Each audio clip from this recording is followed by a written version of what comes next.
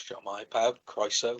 Welcome to this regional briefing, regional guidance on the school governing body school complaints procedures.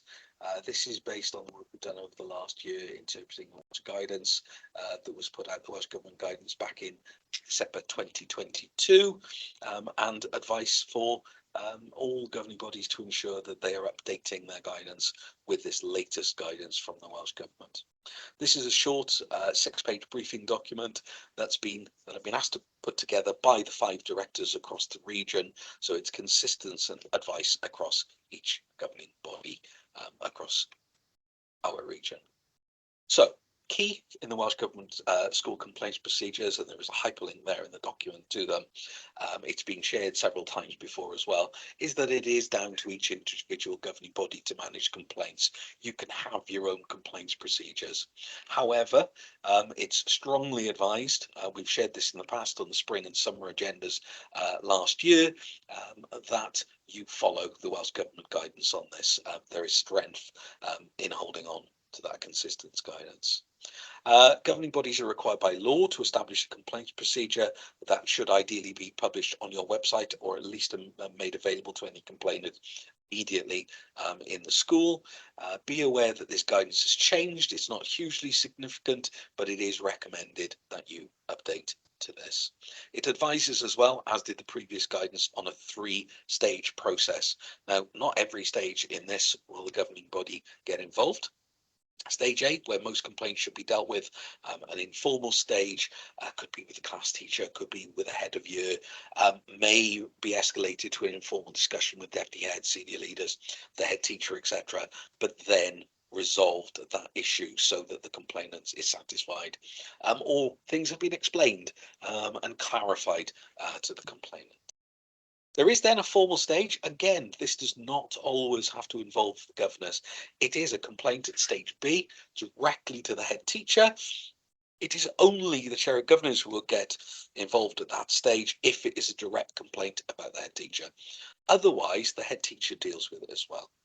These may require independent investigation. These are decisions for the chair of governors, and it may be that the chair of governors wishes to delegate to another governor with agreement the investigation of a complaint if it's about the head teacher.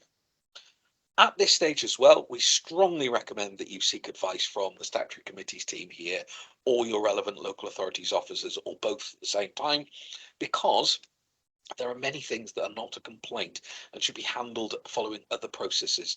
For example, if it's safeguarding, it's the safeguarding procedures that take place. If there's any safeguarding concerns, you need to make sure that the head teacher in the main, or if it is about the head teacher, the chair of governors, has immediately sought advice from us and the local authority as well. If there's links to staff disciplinary in there, or it's a staff grievance, then those will be handled under those procedures, not the complaints. Similarly, for school admissions, pupil exclusions, there are separate procedures for those. There are separate procedures as well for managing ALN provision, or school organisation proposals, or the delivery of the curriculum in Wales. So those are not areas where you would follow the complaints procedures, and it's at that stage B where that decision would be made. But what I am saying is, please seek advice from local authority colleagues, from ourselves and the statutory committee team, should that be the case. If something's been investigated at stage B and the complainant is still unhappy, feels it's not resolved properly, appropriately, then the complaints committee would meet, and this should be rare. We would strongly advise that all complaints committee members have a look at the training on our website. It's available online as well as the scheduled ones, so you don't have to come along to the scheduled meetings. There is a video recording where you can have a look at it and email in any questions if you have any concerns. This is because we know complaints committees meet rarely. We know that half of our schools across the region, over half in fact, have not had a complaint reach this stage in the last 6-7 years. So it's rare that as a governor you would be involved. Now, if you are involved, do the training. It's a panel of 3 usually. It's a chance for the complainant to be heard. Can be virtual, can be physical. That's for the committee with the complainant to decide. You may want to seek advice from the LA and us on any risks associated with that, the location of where the meeting should be. What will happen? The complainant will be heard, and then whoever investigated at stage B, the head teacher, the chair of governors, or whoever it was delegated to, will present their report on behalf of the school. It may require an independent complaints committee with agreement. Perhaps one, two, or even all three members could be fully or an independent member. What we have, there was a flowchart in the old guidance, which was removed from the new guidance by Welsh Government.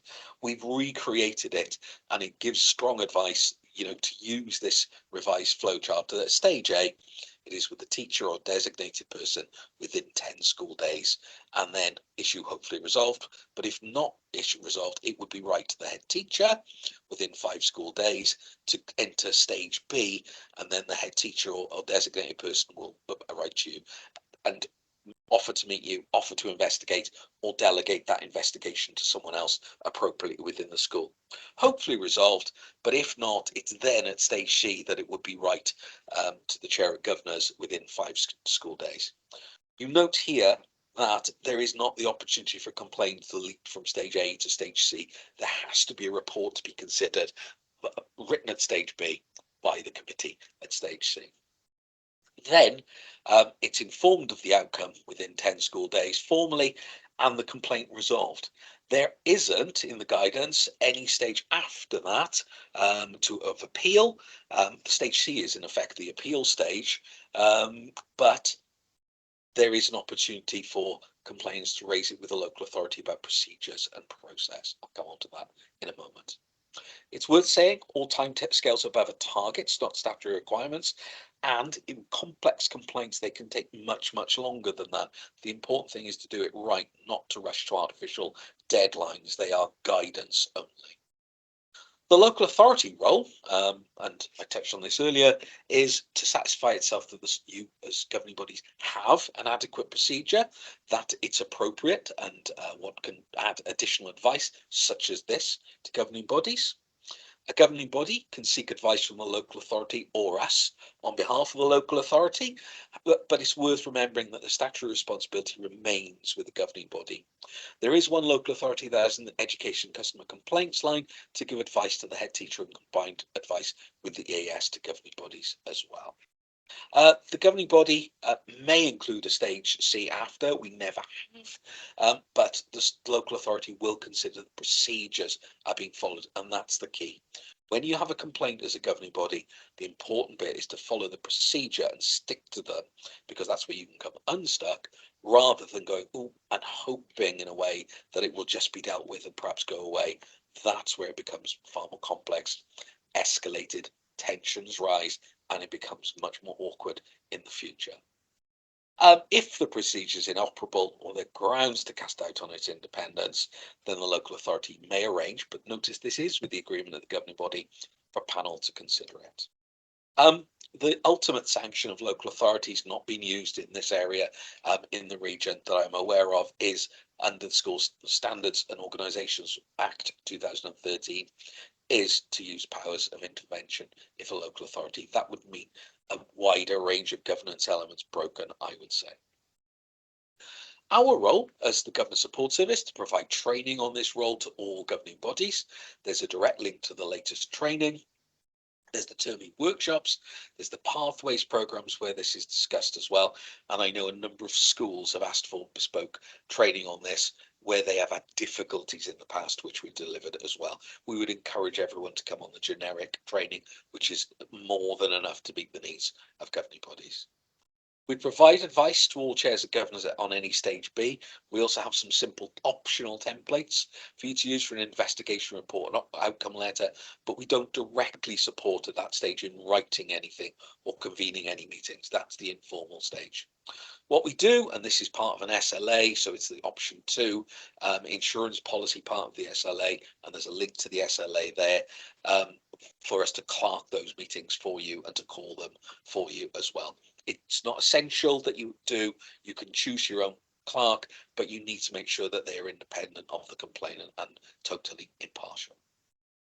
The final element is further information in addition to our training linked earlier, but you've got the schools complaints procedure guidance directly. You've also got our governor website where we've got procedures and editable Word documents for schools to adapt.